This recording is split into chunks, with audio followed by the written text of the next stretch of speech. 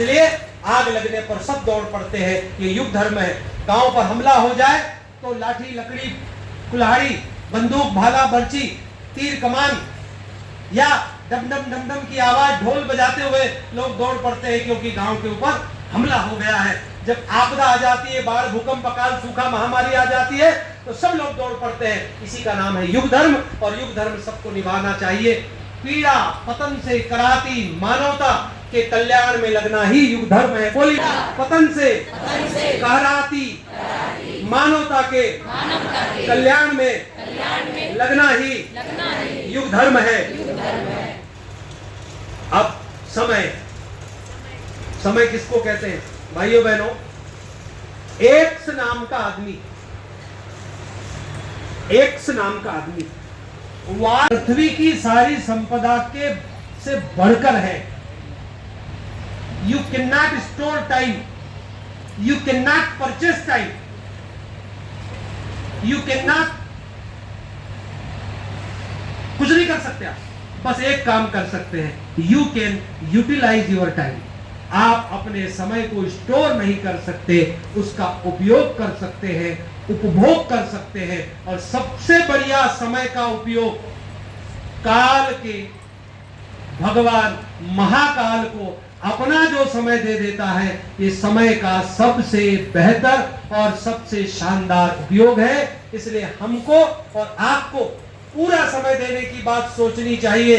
जिंदा रहने के मौसम बहुत है, मगर जान देने की ऋतु रोज आती नहीं। कभी कभी ऐसा मौका आता है भाई और बहनों, जब भगवान पुकारते हैं कि आइए, आ जाइए और आकर हमारे काम में लग जाइए। और जब आदमी लग जाता है तब, और भाइयों कहते हैं कि time is equal to life and life is equal to time. Time is equal to life and life is equal to time. जीवन क्या है? लाइफ। जीवन क्या है? टाइम है। और टाइम क्या है? जीवन है। और किसी ने बहुत सुंदर बात कही, समय दिखाई नहीं देता, समय दिखाई नहीं देता, पर बहुत कुछ दिखा देता है। जब समय आता है तो सब दिखा देता है। इसलिए समय को बड़ी जोरदार भाषा में एक कवि कहता है, तीर खाने की हवस है तो जिगर पैदा कर। तीर खाने की हवस है तो जिगर पैदा कर। सरफरोशी की तमन्ना है तो सिर पैदा कर। कौन सी जहां है जहां जलवा ए माशूक नहीं, शौक ए दीदार अगर है तो नजर पैदा कर। और भाइयों, जब नजर पैदा हो जाती है तब आदमी के जीवन में आनंद पैदा होने लगता है। इसलिए नजर पैदा करें। अपनी नजर को भगवान के समय में हम लगाते चले जाएं। युग धर्म का निर्वाह। अब हमको बात समझ में आ रही है कि समय कितनी कीमती चीज है। और याद रखिए, यदि समय पर समय नहीं दिया तो एक समय हम समय देने लायक नहीं रहे। समय पर समय नहीं दिया तो एक समय देने लायक नहीं रहेंगे। एक आदमी को कहा कि तू समय दान दे दे, तो बोले बाद में आता हूं। फिर कहा तू समय दान दे दे, बोले बच्चों की शादी है। फिर कहा समय दान दे दे, बोले पोतों को स्कूल भेजना है। फिर कहा समय दान दे दे, तो बाद में आता हूं। फिर कहा तो लाल कपड़े में कलश में लपेटा हुआ वो हरिद्वार चला आ रहा था। भाइयों बहनों, हरिद्वार हम लोग कहीं जाते हैं, जैसे मैं गया था कल मेरे LLM का डिसर्टेशन का वो सबमिशन करने के लिए, तो मेरी जो थीसिस थी उसको वो जो एग्जामिनर थे उनने मेरे को पूछा, आप कहाँ से आए? मैंने कहा मैं हरिद्वार से आया हूँ। उन्होंने मेरी किताब पे ऐसा हाथ घुमाया, किताब रख दी और बोले आप हमको हरिद्वार बुला लीजिए, नहीं तो मरने के बाद लोग घर वाले भेजेंगे हरिद्वार।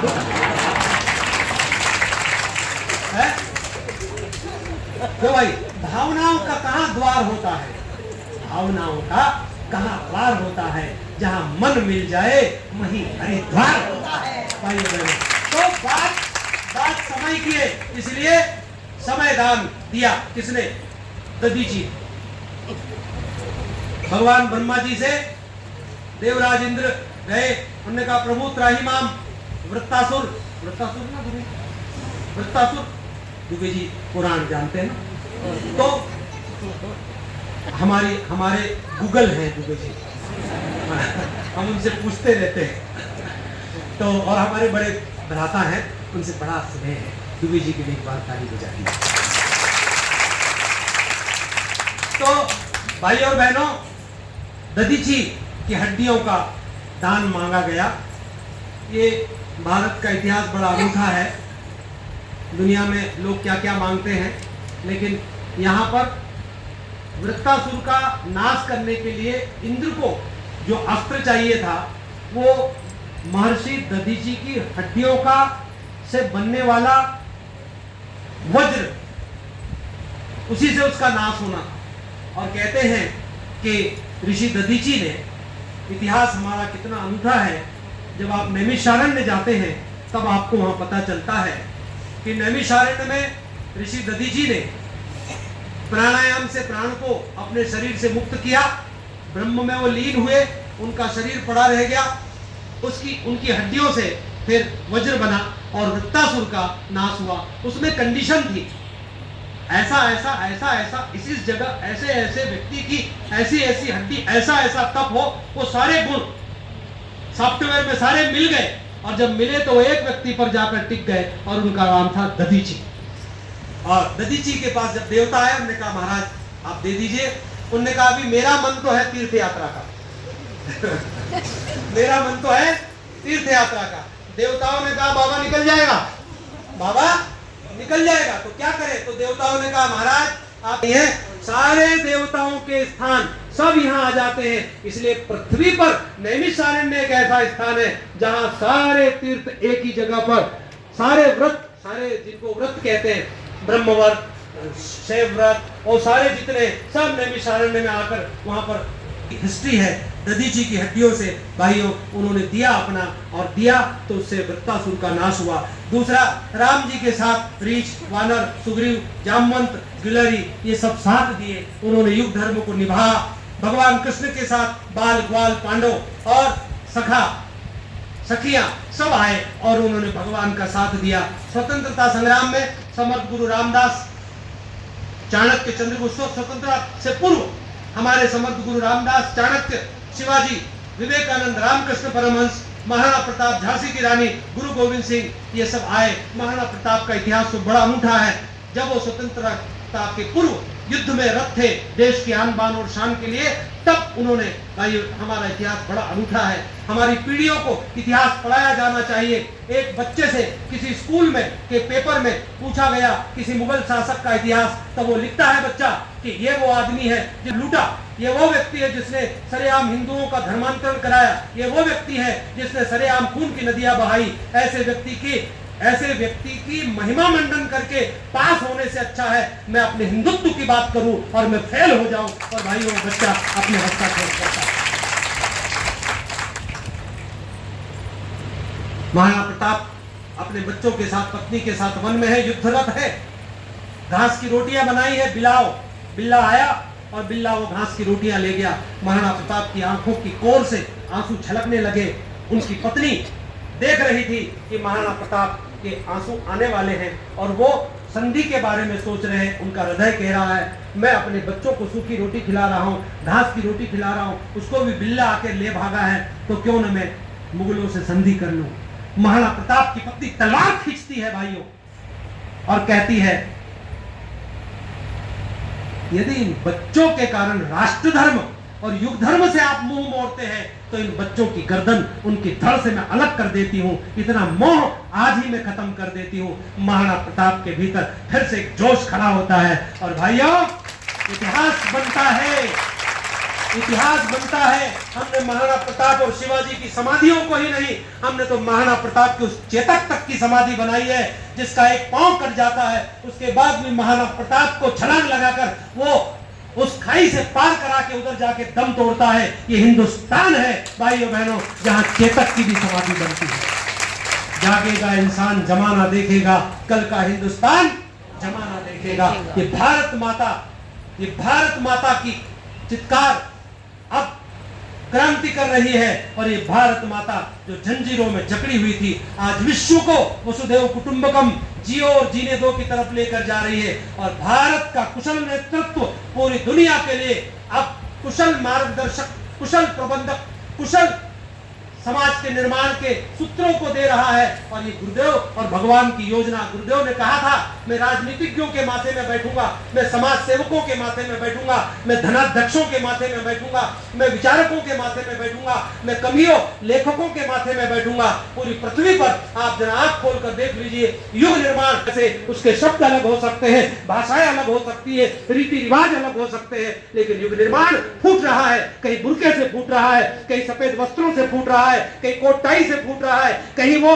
यूएनओ से फूट रहा है, तो कहीं वो राजनीति का चोला लगा के फूट रहा है, तो कहीं और बंदूक से फूट रहा है, लेकिन वो फूट रहा है। भाइयों बहनों, युग निर्माण दुनिया की कोई ताकत रोक नहीं सकती।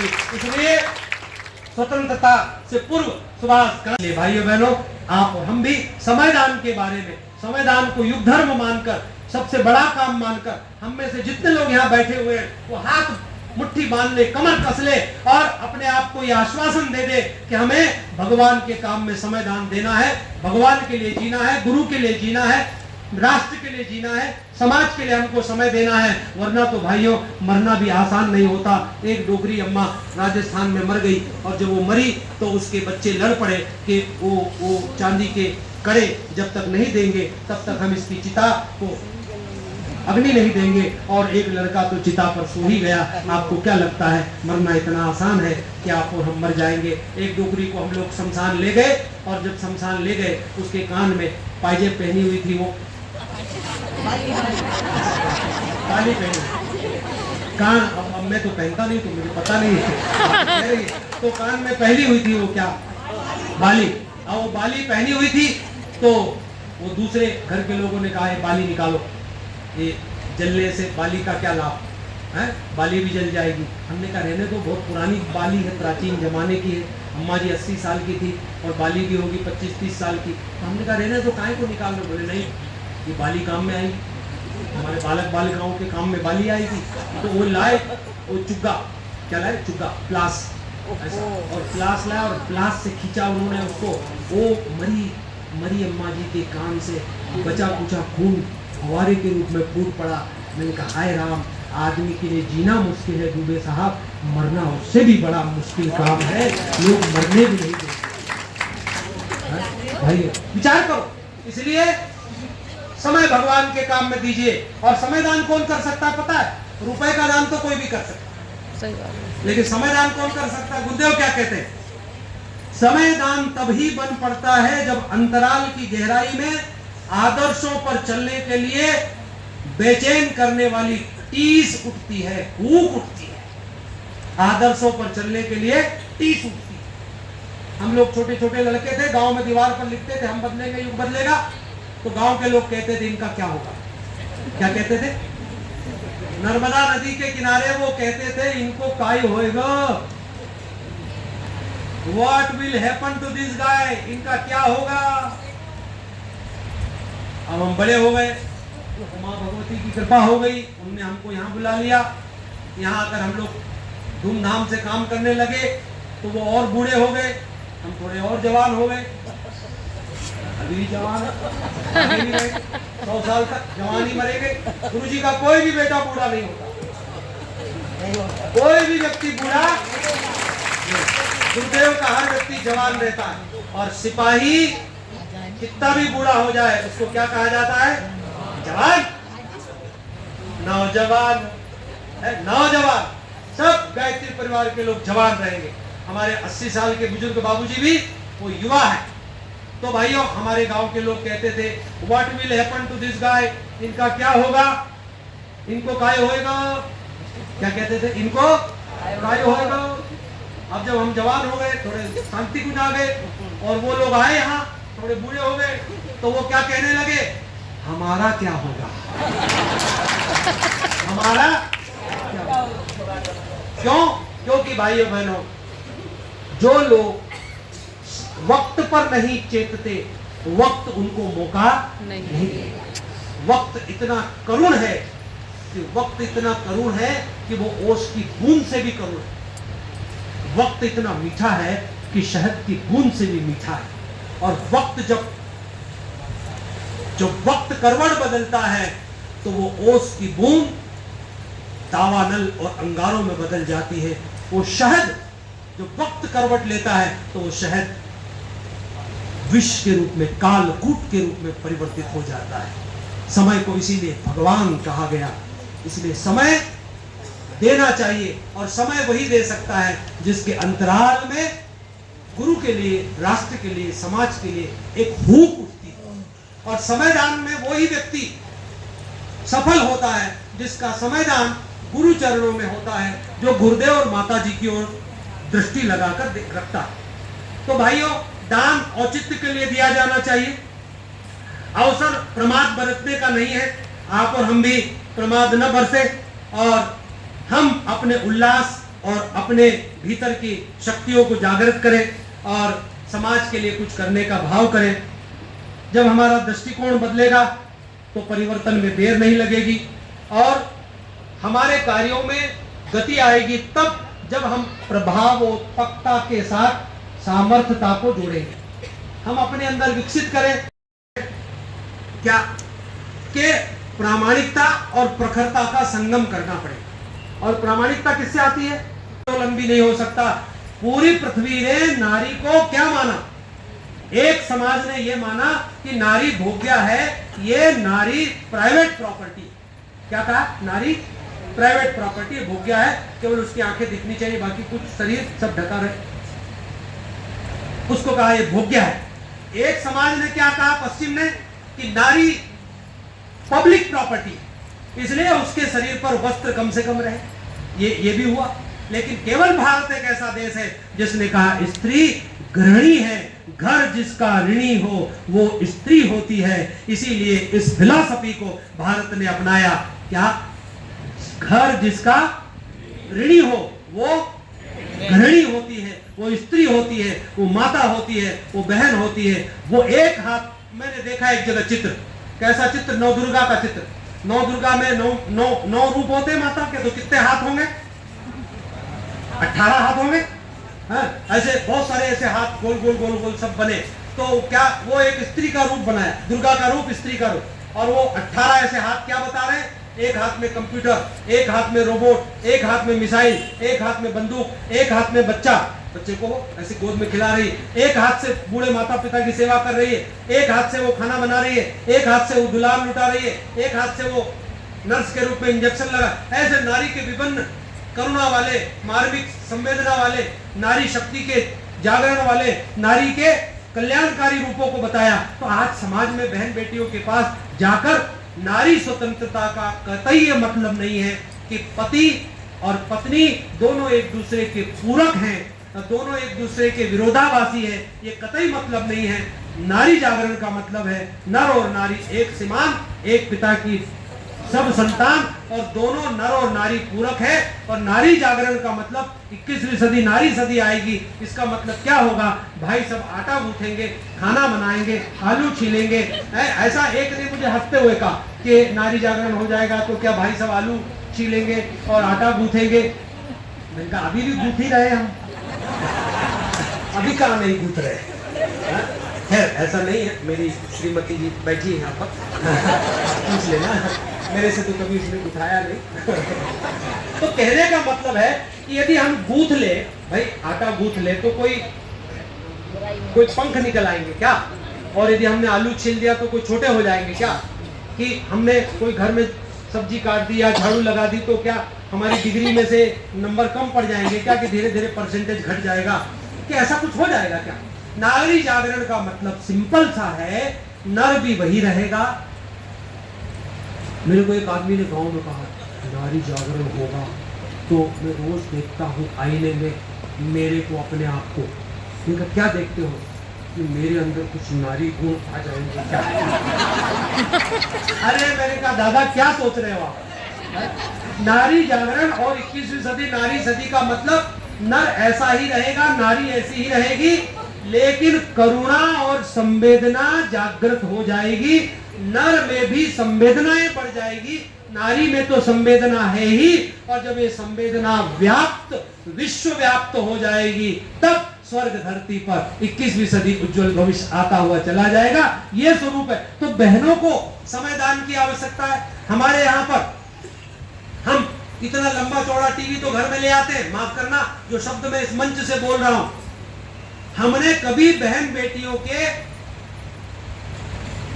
रक्षा के लिए, उनकी सैनिटाइजेशन के लिए, उनके लिए जो समस्या महीने में खड़ी होती है, उसके लिए कभी हमने कोई क्रांति नहीं की, उसके लिए कोई प्लानिंग हमने कभी नहीं की। इसलिए बहनों, आपको गांव में जाने की जरूरत है और बहनों को बताने की आवश्यकता है कि बेटी के हाथ में चौड़ा मोबाइल हो ना हो, बेटी को शुद्ध वस्त्र कैसे उपयोग करना चाहिए। और अब बहनें सब समझ पा रही है मेरे शब्दों को, मैं क्या कहना चाह रहा हूं, वो एग्जैक्ट शब्द मुझे अभी नहीं मिल पा रहे हैं।